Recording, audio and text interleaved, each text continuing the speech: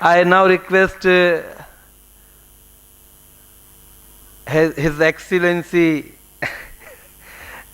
Augusto Montiel, who is the ambassador of Bolivarian Republic of Venezuela, to come and present the music and the theater also. He does theater also in the politics. Thank you very much. Good evening, my dear friends, my comrades, my brothers and sisters, all of all ages. Thank you very much indeed, Vinit and Jaya, who've been with us in different places of India, working together to bring the information about the struggle for justice, for social justice, for the respect of sovereignty, for social development, and in fact for human happiness in Venezuela, in Cuba, in Bolivia, in Ecuador, in the whole of Latin America. Certainly Vinit and Jaya have been doing a lot of work in that respect, and I please would like to, let's all give them a clap because they do an excellent organization work. Thank you indeed. I was looking, and of course, thank you all, apart from the organizers, IPTA, Indian People's Theater Association. We are very proud. Ambassador Oscar from Cuba, myself, and our wives are very, very honored and very happy to be here with you today, certainly. When we were first invited and we were given the philosophy and the concept behind the years, the many years of mobilization, of taking culture to every corner of India by people, by the Indian People's Theater Association, we certainly fell in love with the concept, the idea, the philosophy behind it, and we want to be with you from here to all the years that you have in front. We certainly will, as my dear friend here, the president of the Theater Association, was telling us, we're going to be bringing some interesting plays and some interesting different works of art in the theater, in the film, and so on, for you to be able to also use some Latin American works. And we would like to share that in different parts of India, in the north, in the south, in the west, in the east. We are going to be there with all of you. And I was looking at this massive, great example of projecting culture. Everything has to do with people. Indian People's Theater Association. Then on the left-hand side on top, People's Theater Stars the People. And then here we have a beautiful world for all. And that is, in fact, the concept of the Venezuelan Bolivarian Revolution. That which was and came up to light with the emergence of a great leader, a social leader, somebody whose heart was as big, as tremendously big, as the heart of the many, many millions of Indians. And that was Hugo Chavez. That was a heart that certainly enlightened and gave us spirit, gave us motivation, gave us the energy to be able to stand there in front of the big guy, in front of the guy from the north, in the northern hemisphere, in the western hemisphere, that north I'm talking about. And just as we have followed the example of Cuba, also in the resistance, in the capacity to reinforce consciousness, the capacity to reinforce and to produce awareness among our people. We found in this relationship, this friendship with Hugo Chavez, with our president, with our eternal president, because of course, unfortunately, he passed away, but he passed away being president, so he will always be that eternal president for us. We learned one thing. We learned that people is the whole essence of the fight for people. So if we want to fight, if we want to struggle, if we want to organize, to mobilize for people in order to create conditions for, or better conditions for people, what we need to do, of course, is get people together. Get people together. And that's why an occasion like this was for Ambassador of Cuba and I a perfect moment to feel the essence of what we have behind, what we have at home. We have a lot of people working together for a lot of people. And that's what you exactly do. And that's why we are happy to be here with you. Because you work for people being and energizing people's hearts, people's lungs, people's bodies, people's bones. That's what we are.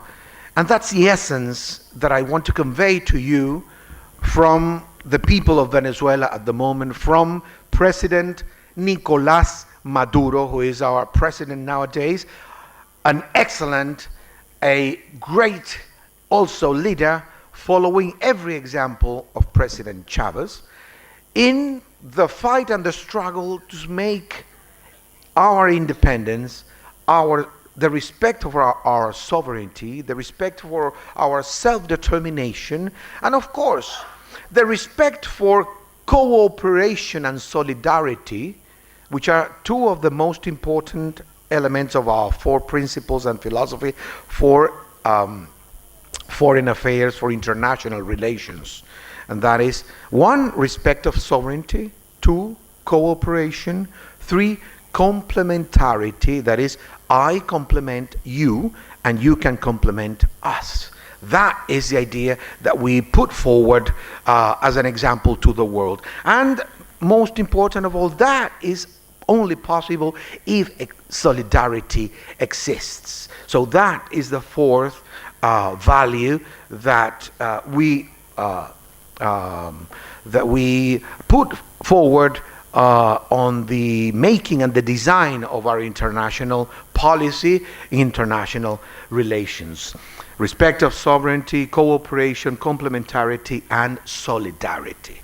There will be no better world, never there will be a better world than with people working for people, to respect people's dignity, to respect the capacity of people to cooperate with one another, to enhance the meaning of complementing each other, and of course of creating the conditions for solidarity to take place. Solidarity above all, peace around the world. Peace will be there only if only the majority of people are able and are allowed to express the ways of solidarity. Humankind, humanity, peoples, that is the big lesson from the years and the years. And of course, India has thousands of years more than any other civilization. And when we read about India and this idea of India and what is there about India, what we see is also a great possibility to enhance the capacity of the whole world to produce balance for prosperity, to produce peace. That's what we all need. And empires are there not to produce peace, but to produce war and to produce misery. And that's what we're working against. Any empire that wants to continue the production of misery around the world, we will not tolerate, and we will call for people to be together as you through the times, making sure that people stars the people and that a beautiful world is always possible for all. But of course, desires, dreams, uh, um, how to say, interests are not just there, or they don't just come and become a reality having them in mind. No, we've got to make sure that work, that at least is our experience in Venezuela, and certainly the experience of Cuba, and the experience of Bolivia, and the experience of Ecuador in Latin America. Our experience is that we have the dream and we work on the actions to make sure that the dream can be achievable, and the dream, once achieved, we go work to make that dream permanent and everyday reality. And that is only done through, that's our experience, that is our conclusion, through information, through people's being able to read, to write, to decipher the world, to see the horizons, to know one's right, to know where one stands, to know that my mother, my father, my children, my wife, my community has my same right to exist. And they will defend that right to exist a happy and dignified life if they have the information about how to defend and how to get it. That, we have found, is the essence of it all. Making sure that everybody has the information to exist. And that's what the world requires nowadays. All these things that we see on TV and through all these international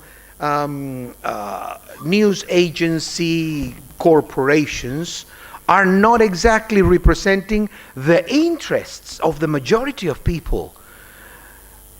CNN and Reuters and all these fantastic, great Hollywood type of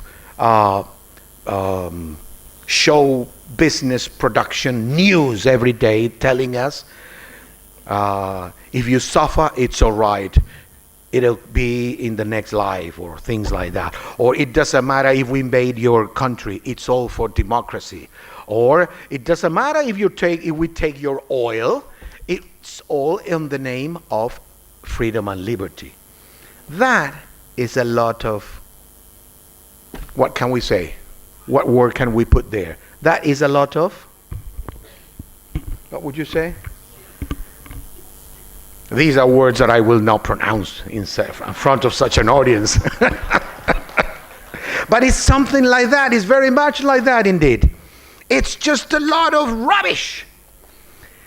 And they are using a pseudo-cultural mechanism to make everybody think exactly the same. To make everybody think that their interest, the interests of the big powers, the interest of those in the empires that don't want the rest of the world to live an economic development possibility, a cultural development. They don't want people's education to cater for the needs of the millions. They don't want people to get health. And they tell us on TV, on the newspapers, on the radio stations, and what we want for you is what we tell you. What you need is what we tell you. So in Venezuela, and through the insistence and the political, because information is politics, culture is politics, theater is politics, everyday life is politics in general, because everybody has the right to be part of the decisions that affect your life. That's what we have found in Venezuela. And Hugo Chavez was there very easily, making it possible for everybody to be able to live a happier life, applying the principles of searching, fighting for, struggling for your dignity and for your happiness. And that's what we've done. And since this is a gathering to talk about cultural topics, it's about also a national people's festival, then I have to talk about something that we're very proud about in Venezuela, which is our national youth orchestra system of producing musicians in Venezuela, where every child, every little girl, every little boy from any village, from any little town, from any city can become, and they become artists anytime, using public budget from the national government and budget that comes down to state levels and to municipal levels, where you can then, because the government and because the constitution and because the system is there to produce happiness in people, and there's no better way to produce happiness in people than to comfort, to make it possible for people to feel art, to feel music, to feel theater, to feel singing, to feel every little space of art. And that is one of the beauties of the Venezuelan Bolivarian Revolution. We are there and we invest resources, public resources, in people's development of capacities and abilities in every aspect of life. And that in itself makes possible for everybody to defend the revolution. And that's why even, and you read, I'm sure everybody here reads all the news about this situation of scarcity of food and having not medicines and so on. These things are what they want you to believe, the same way they, 12 years ago, do you remember a country called Iraq? Do you remember that? A country called Iraq. 12 years ago, they, from this television news agencies, how strange these news agencies are, and they express the interests of the big boys, of the big guys, of the big bullies, of the ones that may want us from Asia, from Latin America, and from Africa to think their way. Well, they told us 12 years ago, do you remember this? 12 years ago they told us that because of the existence of weapons of mass destruction, it was necessary and it was a must. We had to invade, and everybody around the world had to say yes to that invasion. Was that, I ask everybody here in this audience, was that one of the two, A or B? You can answer any option. A, to get the oil from Iraq. B, to save Iraq from a dictator.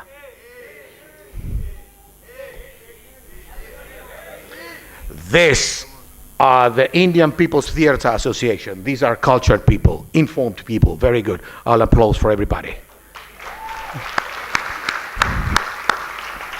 To get the oil of Iraq. So what we do here in Venezuela is to try to make people happier, investing public budget in people's happiness. And one way is actually this system, which now in the year 2016, it has about 800,000 children from all walks of life, from the sort of poor areas, from middle class areas, from anywhere, any little corner in Venezuela, you have all of these musicians.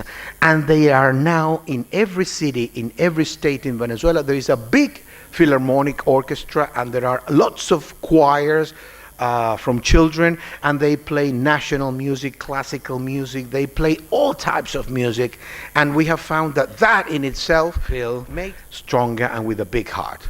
That's why I tell you and I invite you, after this, in your bag, everybody got a bag.